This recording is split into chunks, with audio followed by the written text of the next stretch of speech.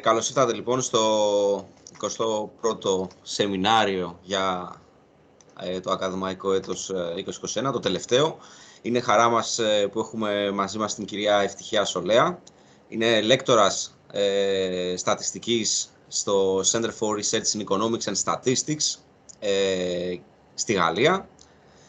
Την ευχαριστούμε πάρα πολύ που δέχτηκε την πρόσκλησή μας να μας μιλήσει. Eftychia, ο λόγος σε σένα, περίπου 45 λεπτά, έτσι, και μετά ακολουθεί κανένα περίπου 10 λεπτό συζήτηση. Ευχαριστώ πολύ για την πρόσκληση. Στα αγγλικά, ναι. Ό,τι είναι πιο εύκολο σε σένα. Πώς θέλεις, Eftychia, όπως θέλεις. Ευχαριστώ για την πρόσκληση. Hello everyone, and thank you for the invitation. Just full screen. So, the topic of my talk for today is non-parametric and high-dimensional graphical models for functional data. This is a joint work with Professor Holger Detze from the Ruhr University of Bochum in Germany. So this is the outline of my talk. First, I will start with a brief introduction on graphical models, on classical graphical models, so graphical models for random variables. And then I will continue with graphical models for functional data. So when your data are realizations of random functions. And then I will talk about my work on non-parametric and high-dimensional graphical models for functional data. So to start off, mathematically, suppose you have a p-dimensional random vector x, and suppose G, which is this pair of sets, which is constitutes of these two pair of sets, is an undirected graph where V is the set of nodes that corresponds to the components of X, and E is the set of undirected edges. In statistics, graphical models have been used to describe the conditional dependencies among the components of X according to this relation. There is no edge between node I and node J, if and only if the random variables xi and xj are conditionally independent, given all the rest. For example, in this picture here, we have an undirected graph of 5 nodes. Each node corresponds to one random variable. So we see here that there is no edge between node 1 and node 2, meaning that the random variables x1 and x2 are conditionally independent given all the rest. Whereas we see that there is an edge between node 3 and node 5, meaning that the random variables x3 and x5 are conditionally dependent given all the rest. So in practice, the edge set is unknown, so in practice we don't know the edges among the nodes, and the statistical problem is to estimate E based on a random sample from X. Eftychia. Ναι, yes, ναι. Να προσθέσω κάτι. Ναι. Ότι αυτά τα conditional graphs είναι τα conditional dependency association graphs είναι τα πιο συνηθισμένα. Ναι, υπάρχουν και άλλα variations, έτσι, όπου δείχνουν marginal independence και τα λοιπά. Ναι, ήταν directed graphs. Ωραία, εντάξει, ευχαριστώ. Ναι, so these are not causal graphs. So the edges here represent only conditional associations, not causal associations or directional associations. Και δεν πρόκειται να μιλήσω για causal graphs. And also the problem of graphical modeling is not a prediction tool, it's just a visualization tool. We are only interested in estimating, finding associations among the nodes. So the most popular method to estimate a graph is to assume that your random vector X is multivariate normal with covariance matrix sigma. So if theta is the inverse of the covariance matrix, which is called the precision matrix, then under the Gaussian assumption, the conditional dependencies among the original random variables are completely characterized by the zero elements of the precision matrix theta. So under the Gaussian assumption, relation 1 is equivalent to relation 2, which says that to estimate a Gaussian graphical model, all you have to do is to estimate these zero entries of the precision matrix theta. So this simplicity, this relation 2, this simplicity of the Gaussian distribution is what makes the Gaussian graphical models very popular and attractive. And there has been a lot of work in the literature in estimating a sparse Gaussian graphical model using penalty techniques.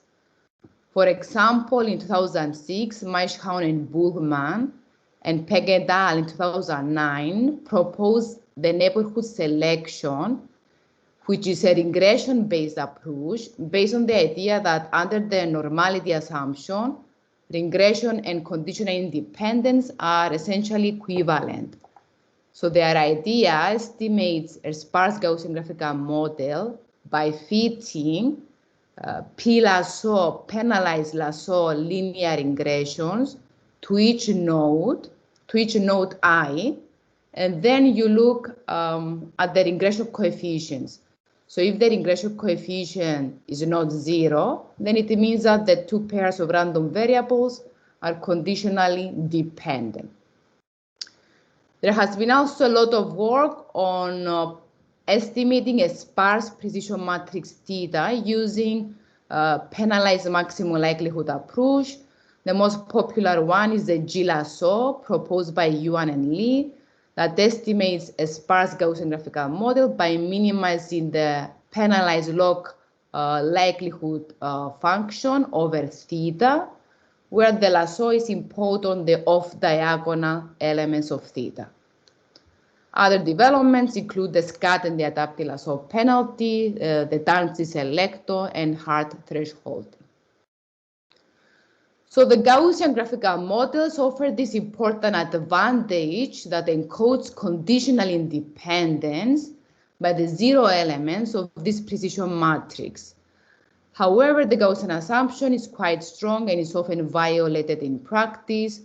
For example, the data are often skewed, and also the Gaussian assumption precludes any relationships in the data that are non-linear or heteroscedastic. Therefore, we need to develop other methodologies that allow more flexibility in the data.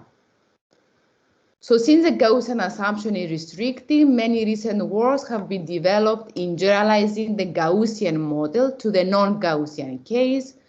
For example, Liu et al. 2009 and Xu and Zhu in 2012 relaxed the marginal Gaussian assumption using marginal copula transformations. Forman et al. Imposed and generalized additive model between the nodes of the graph. Li et al. In 2014 and Li et al. In 2016 developed a fully non-parametric graphical model by replacing the criterion of conditional independence with a new statistical relation called additive conditional independence. In their work, they showed that ACI satisfies the axioms of a semi-graphoid shared by conditional independence and the notion of separation. Therefore, ACI can be used as an alternative criterion to construct a graph. And then they defined some operators on additive Hilbert spaces that characterize ACI. And in order to determine the edges of the graph, they applied the hard thresholding penalty.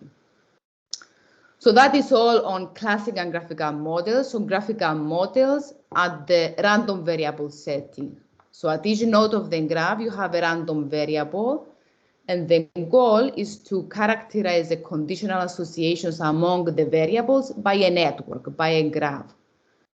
And the majority works in the literature have been focusing on classical and graphical models, on graphical models for random vectors. However, many recent applications produce functional data, and in particular medical applications such as fMRI and EEG.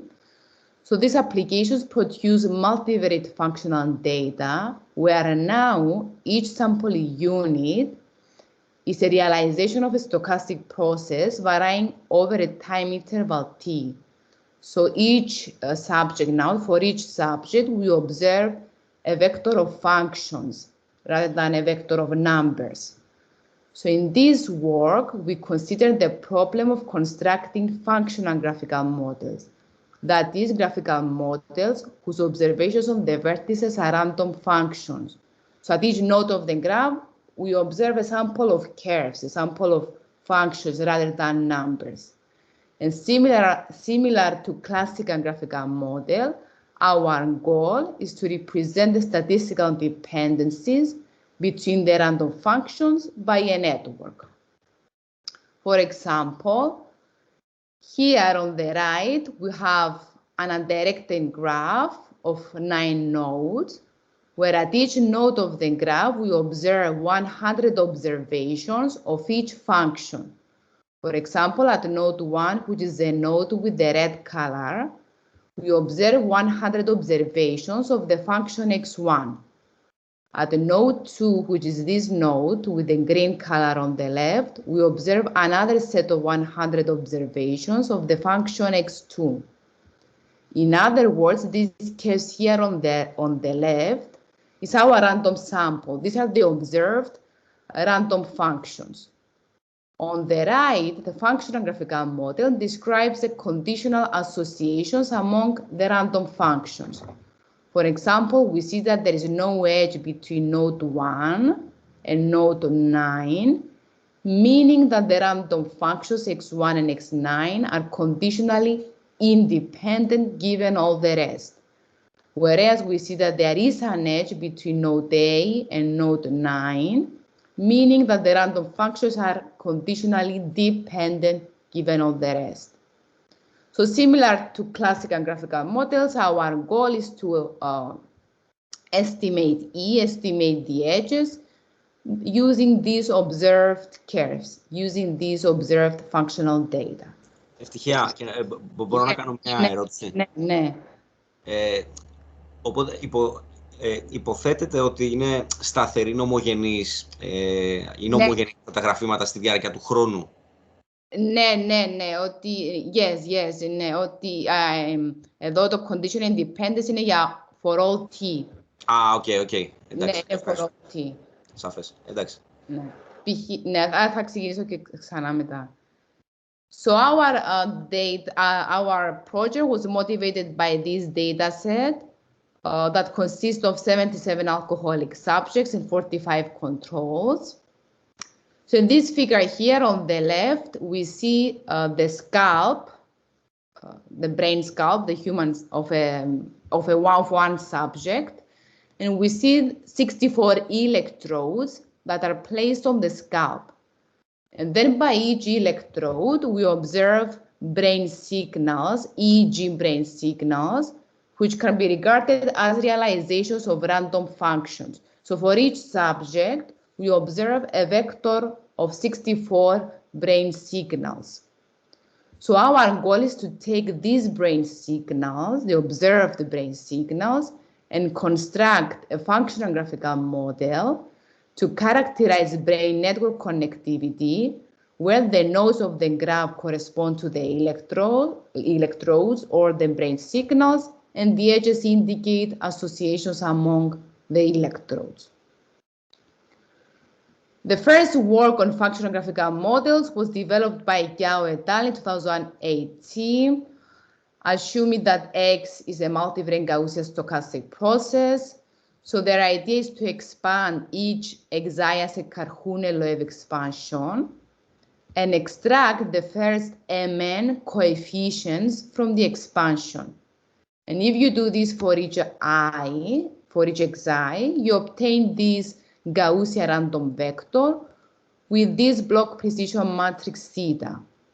So under the Gaussian assumption, the conditional dependencies among the original random functions can be completely characterized by the zero blocks of this block precision matrix theta.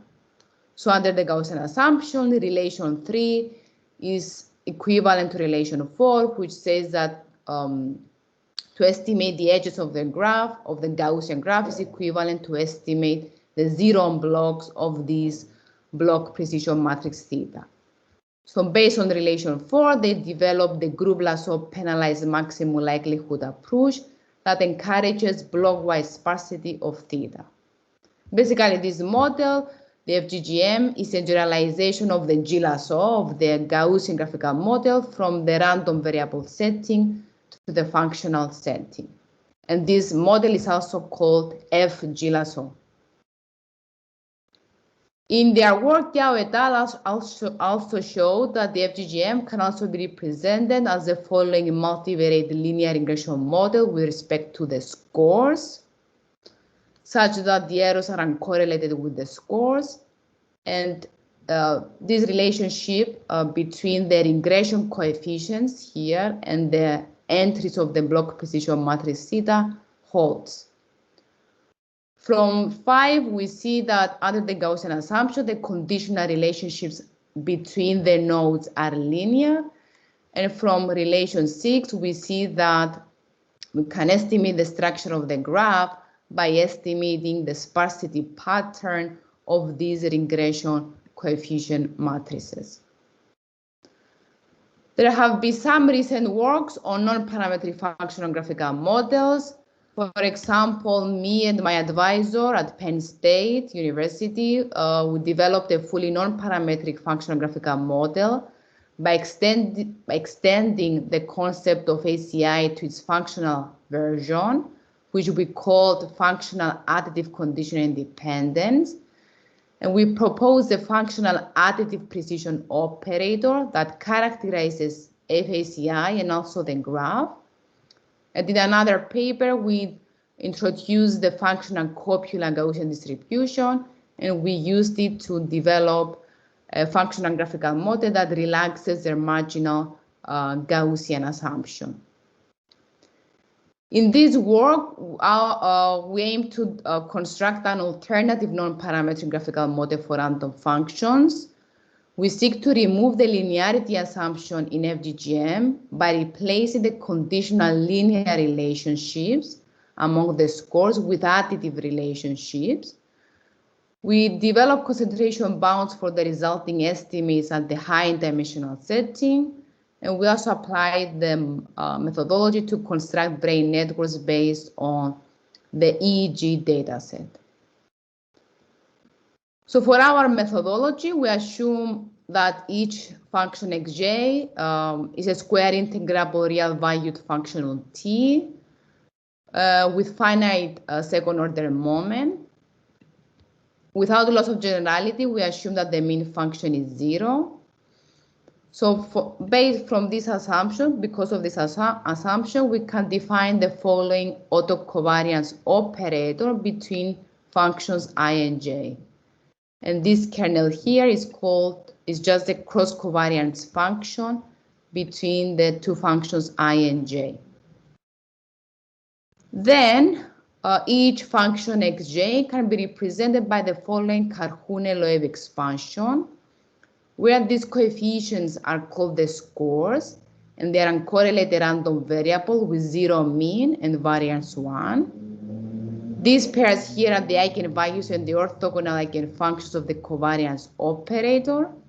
So by definition, the scores are uncorrelated, but here we further assume that they are independent and they take values in a closed and bounded interval, such as from -1 to 1.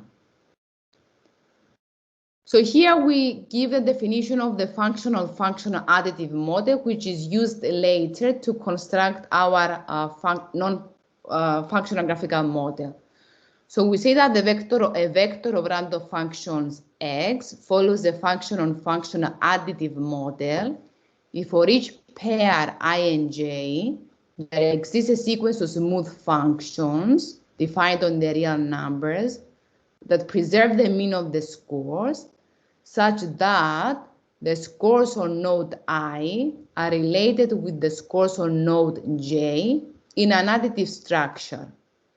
So the idea is that you represent each random function xj in this Carhune law of expansion, and then you extract the coefficients from the expansion, and then you model the relationships among the scores by an additive structure rather than a linear structure. So our model can be regarded as the non-parametric and the additive version of the FGGM, and extends the model of Foreman et al. From the random variable setting to the functional setting.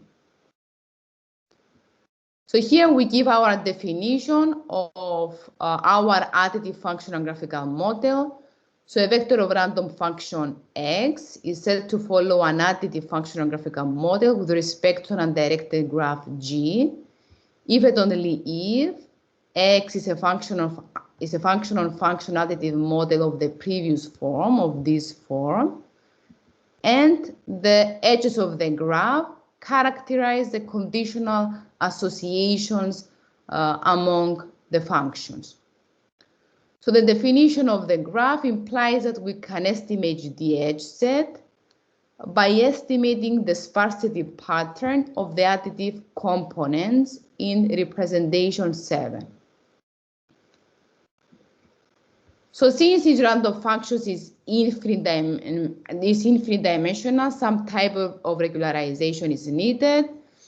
So therefore, we truncate the Carhune law of expansion at a finite number of principal components, leading to the following truncate additive functional function model, where the number of scores is allowed to go to infinity with the sample size.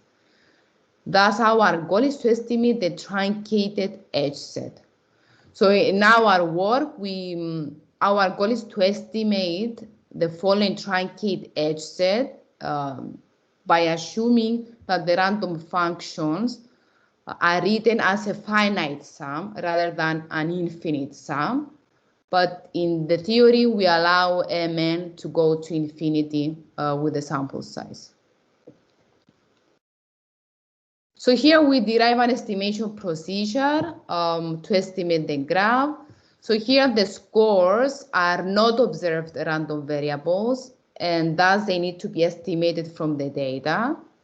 So suppose Xi hat are the estimated scores. Under some smoothness conditions, we approximate the additive functions by this linear combination of B-spline functions, where Kn is the number of splines that goes to infinity with the sample size. So from this representation, we have the following equivalence, which says that this function is 0 if and only if the Euclidean norm of these spline coefficients is 0. So if Bij is the matrix, is this matrix that contains these spline coefficients, then we have the following equivalence. So we can remove an edge from the graph if and only if the Frobenius norm of this matrix is 0. So if and only if all these here spline coefficients are all 0.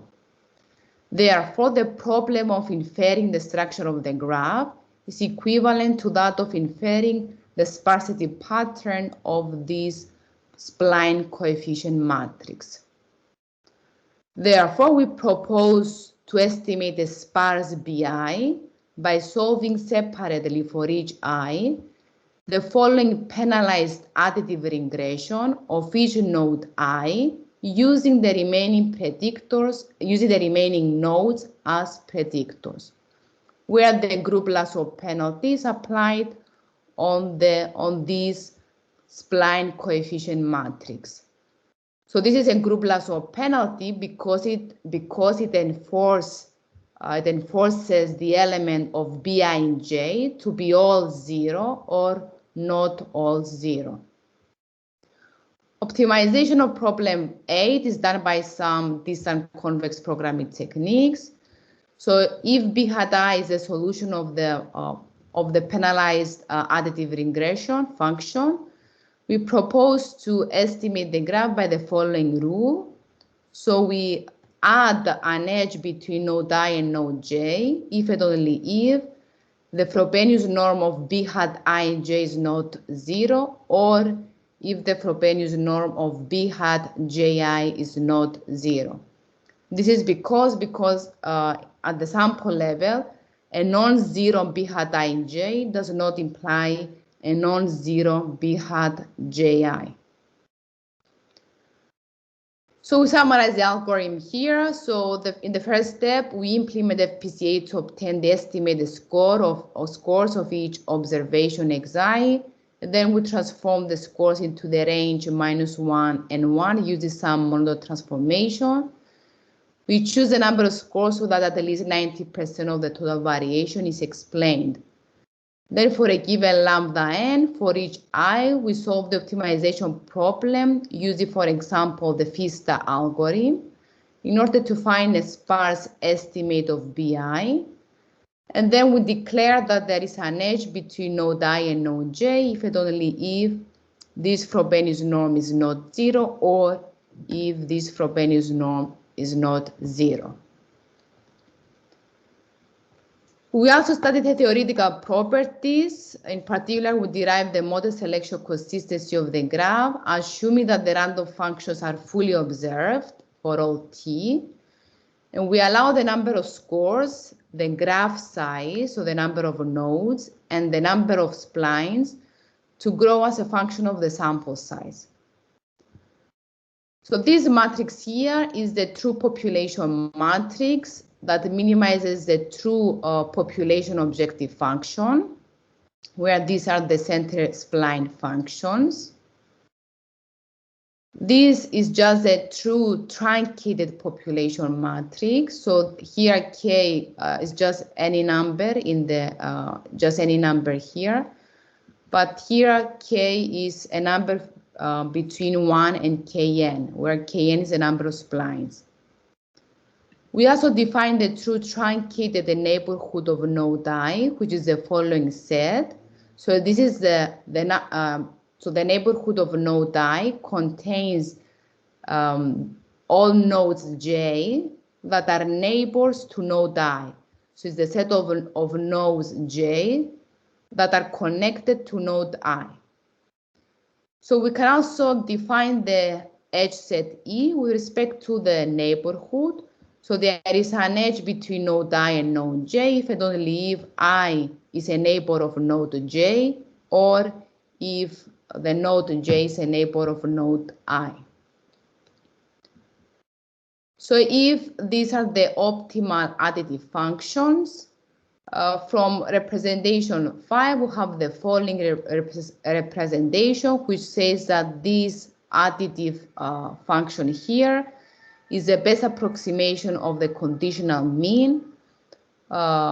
Is the best approximation of the conditional mean, and this is an additive function of the scores in the set of neighbors of the node I only. We also need the following matrices. So matrix 9 is just the covariance matrix of the splines of the center spline functions corresponding to the relevant edges corresponding to the neighbors of node I. And matrix 10 is just the cross covariance matrix between the neighbors of node I and the variable and the nodes j. And then I here is just the cardinality of the neighborhood of node I, which is also called the degree of node I. So Ni is the number of nodes that are neighbors to node I. So in order to derive the theoretical results, we need assumptions from functional data analysis, additive modeling, and the lasso. So the first assumption is a standard assumption in functional data analysis and refers to the eigenvalues of the covariance operators. So assumption 1 restricts the decay rate of the eigenvalues as well as the decay rate of the eigengaps. So the larger V that is, the faster the decay rate. And the second part of this assumption controls the number of selected principal components. So Mn is chosen to satisfy to satisfy this, where alpha is just a constant in this interval. The next two conditions refer to the smoothness of the additive functions, and these two conditions are standard conditions in the additive modeling. So we assume that these additive functions belong to this Hölder space of functions whose L derivative exists and satisfies elliptic condition. And we also assume that they are uniformly bounded. For identifiability reasons, we assume that they have zero mean. And we assume that the joint density of this random vector C is bounded away from 0 and infinity on this interval. And finally, the last four assumptions are required to show the model selection consistency for the lasso. These are standard assumptions in the lasso literature. So assumption 4 states that the errors have some Gaussian tails. Assumption 5 is a sparsity assumption. Ευτυχία, συγγνώμη, απλά να σου πω ότι έχεις περίπου 14 λεπτά. Okay. Ευχαριστώ. So these are sparsity assumptions, so we allow the size of the neighborhood to grow at a rate slower than p, and also provides an upper bound to the L1 norm. Assumption 6 states that this covariance matrix has a minimum eigenvalue bounded away from 0. And assumption 7 is a classically representable condition which says that the non-important variables should not have a strong effect on the important variables. So here we state our main theoretical results. So if the previous assumptions 1, 7 are satisfied, and the regularization constant lambda n satisfies condition 13, then the estimated neighborhood of node I is not equal to the true truncated neighborhood of node I, with a probability that goes to 0 at an exponentially decay rate. And from this theory, we can derive the following corollary for the graph.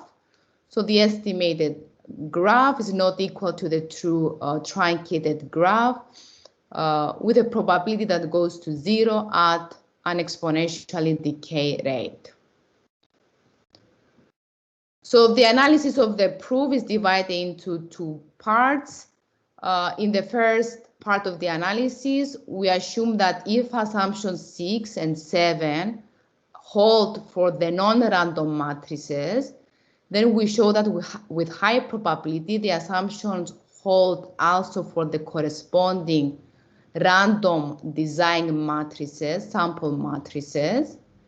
And then in the second part of the analysis, we prove a conditional result of the theory for the fixed design matrices using techniques in the lasso literature. In particular, we follow the technique of Bach, who showed the model selection consistency of the group lasso under a reproducing Kernel-Hilbert space framework. In addition, in this project, there is one additional complication that the objective function that we minimize is based on the estimated scores rather than the true scores. So therefore, in the theory, we need to establish concentration bounds in the estimation of these matrices using the estimated scores here rather than the true scores. So this is just the sketch of the proof. We also perform some simulation studies where we compare the performance of the additive functional graphical model estimator with the FGGM and the non-parametric fable. Given an H set E of a directed acyclic graph, we generate functional data by the following model using the first 5 functions of the orthonormal Fourier basis with measurement errors, where the measurement errors is an ID sample from the normal distribution. As a consequence from this, we have that the score satisfies this relation 14. For simplicity, we assume that the same additive functions for all I and j. In all examples, we center the functions to have 0 mean. We estimate each function using 10 B-spline basis functions of order 4. We choose the number of principal components so that at least 90% of the total variation is explained. And we approximate the additive functions using B-splines of order 4. And we select the number of splines according to this rule. In the simulations, we consider the following two nonlinear scenarios, which were derived from the literature, from the additive modeling literature. So for model 1, the scores are simulated independently from the uniform distribution, from this uniform distribution, and the errors are simulated independently from this Gaussian distribution.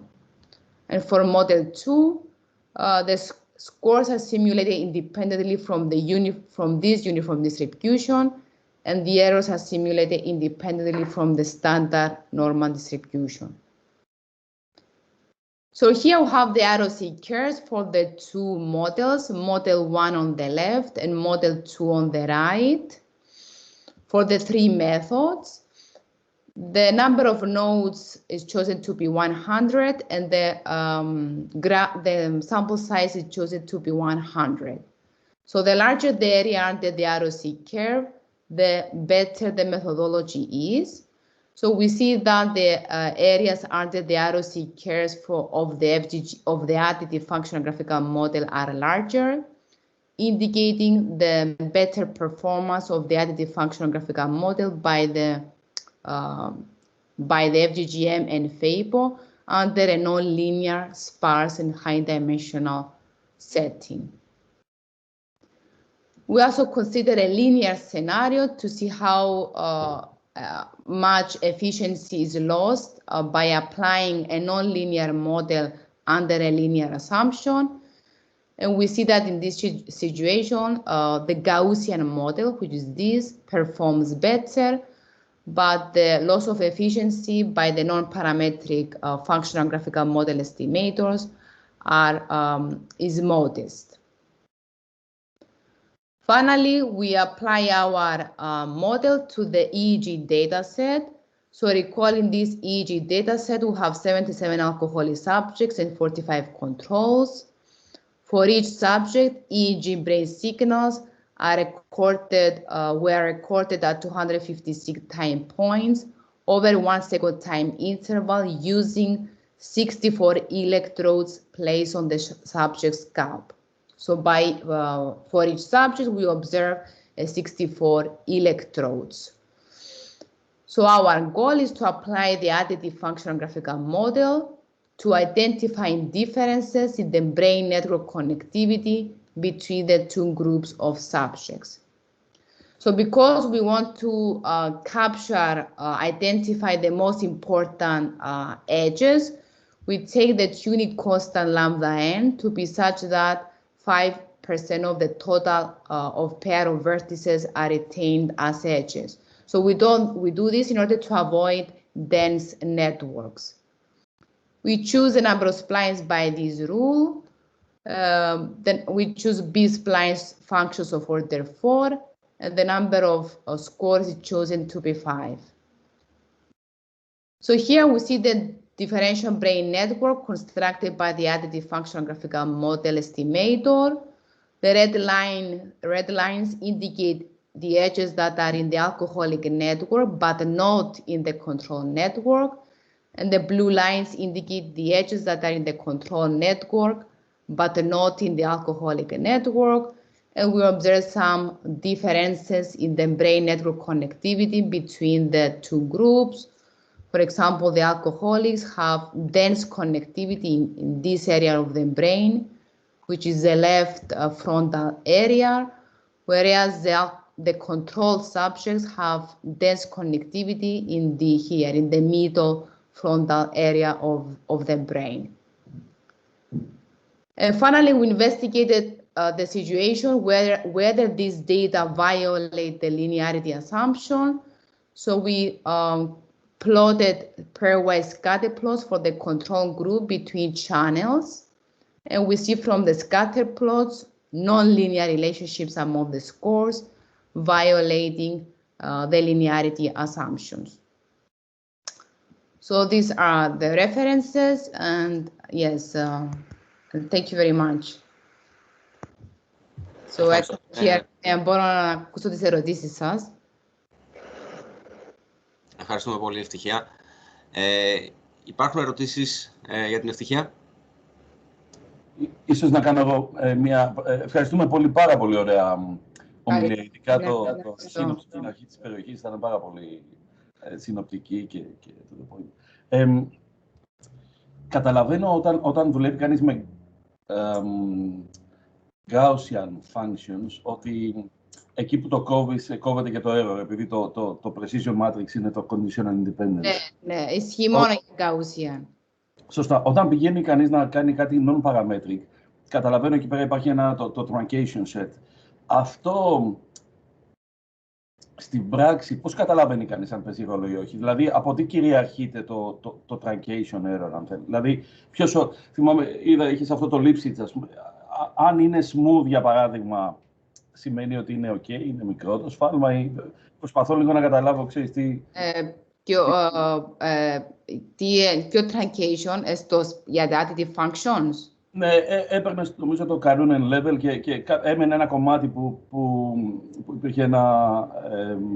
Ναι, όπως ο Kiao et al. Και αυτοί κάναν assume ότι XI είναι finite dimensional. Δηλαδή αυτό που κάνουμε ότι το XI δεν είναι infinite dimensional. Ωραία. Στην πραγματικότητα κάνουμε είναι ότι είναι linear combination of MN, finite sum and infinite sum. Ωραία, οπότε, okay. Ναι, ότι θα ήταν καλό να κάναμε assume infinite dimensional, αλλά ήταν πιο εύκολο για τα θεωρητικά results. Ήταν πιο εύκολο να... Ναι. Ωραία. Πολύ ωραία. Και πάλι πολύ ωραία ομιλία. Ευχαριστούμε. Ευχαριστώ. Άλλες ερωτήσεις για την Eftychia?